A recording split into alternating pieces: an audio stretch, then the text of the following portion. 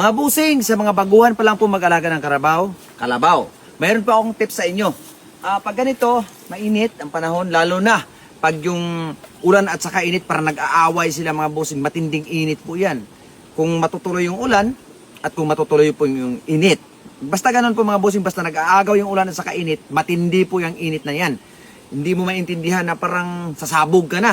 So pag magtrabaho ka sa taniman or may papahila ka sa yung alagang kalabaw, yan po mga busing, madali po siyang mahingal. Lalo na po pag mataba yung ating alaga. Katulad na lang po kay Tanana. Yan po mga busing. So ngayon, naghahakot po kami ng paka. Hila niya po yung kalisang, ayun, nasira na.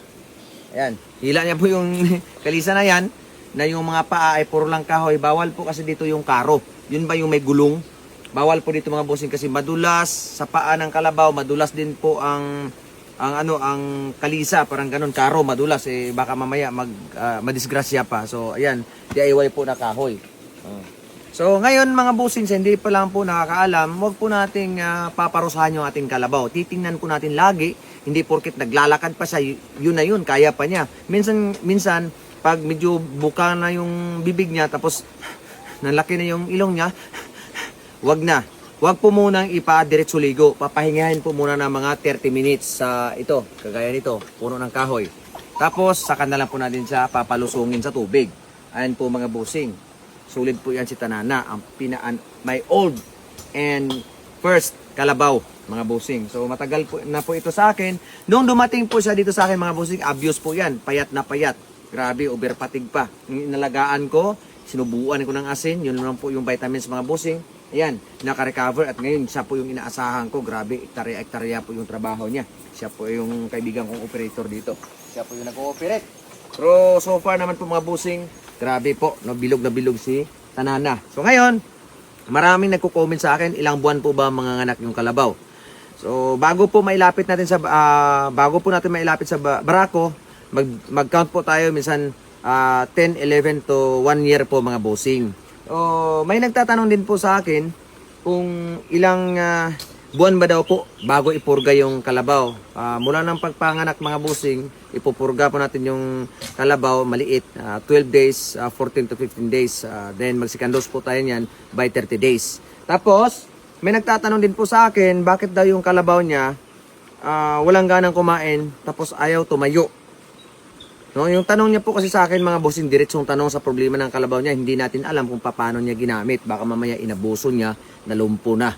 Or something, nakakain po na yung tinatawag nilang tigi, yung uod na didli mga bossing, hindi na po yun makaka-recover. Delikado, pinakadelikado po yun. So dapat magiging maingat po tayo, lalo na pag may mga malalaking puno ng kahoy, tapos may mga pagkain na preskong damo dyan sa ilalim. Kasi yung tigi po mga bossing, bihira lang po yan sa mga damo, mga Carabao grass, mga pagkain ng mga hayop, bihira lang po sila didikit. Yung mga tigi na yan, yung mga didling uod na yan, malapad yan, no? Kulay green, yung iba yan kulay brown. Doon po yan naninirahan sa mga puno ng mangga, sa dahon ng mangga, saka basta yung mga malalaking puno, doon po yan sila naninirahan sa mga dahon. Pag nahulog, yung dahon na may tigi, doon, pag minalas yung kalabaw mo, makain, wag na. Mahirap yun. Iiwasan natin yung maglagay tayo ng kalabaw doon sa mga ilalim ng mga punong mga kahoy ng mga malalaki. Usually pa naman, doon tayo makakatagpo ng mga Carabao grass na green. Pero wag po tayong magpakampante. Wag na po ang ilagay doon. So, ayun po mga bossing, no? Hindi daw, wala na ganang kumain, hinihingal, tapos hindi na tatayo. O baka na-abuse or na-pasma. Yun nga, dapat pag nagtrabaho tayo, nag-araro tayo, or may pinapahila tayo at hingal po yung kalabaw natin, wag po muna natin diretso palusungin. Papahinga po muna. Yung mawala na yung hingal niya, saka na lang po natin siya papalusungin sa tubig. Pero ito mga bossing, hindi po ito nakaranas ng abuse nandito na po sa akin. Pag-aalaga talaga yung nangingibabaw dito. Kaya ngayon minsan tinatamad na tong Tanana na to eh. So, ayun po mga bossing, no? O either nakakain po yung kalabaw niya ng mga na-sprayhan na herbicide. Sa panahon ngayon, kasi uso na po yung herbicide, yung nag-spray ng Dioronto 4D, Shine, Triple 8, yung mga ganun, titingnan muna natin yung ating kapaligiran, baka mamaya na-sprayhan na or something, may mga tama na yung mga sagbot or yung damo, wag na po natin ilalagay doon yung ating mga alagang kalabaw. May tendency po mga busing na yun nga, hindi na sa tatayo kasi matutuyo yung kanyang intestine doon, matutuyo. So marami po tayong DIY niyan. Pwede po natin subukan ng Bitter Ultra. Ultima.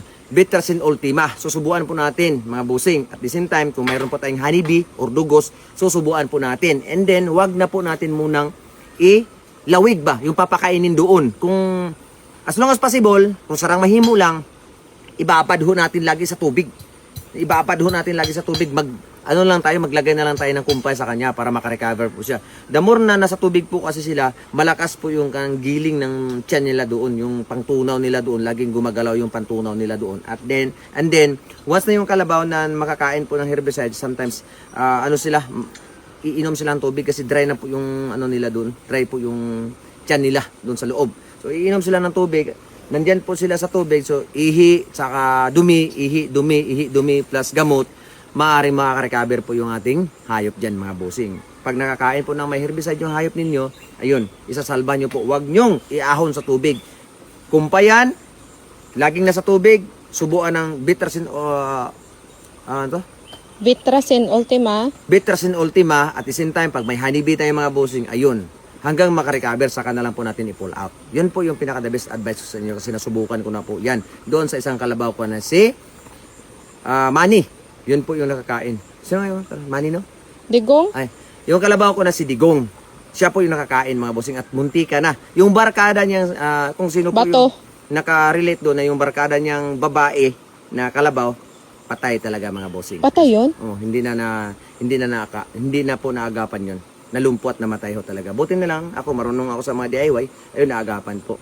Si Digong. Hanggang ngayon, okay na siya. Back to normal na po. Si Batuman ang tawag natin. So, bye-bye. Yun lang po mga bossing. So, ito yung maghahakot sa sira na yung kanyang DIY na krusa, oh. Hindi oobra yan kay Tanana.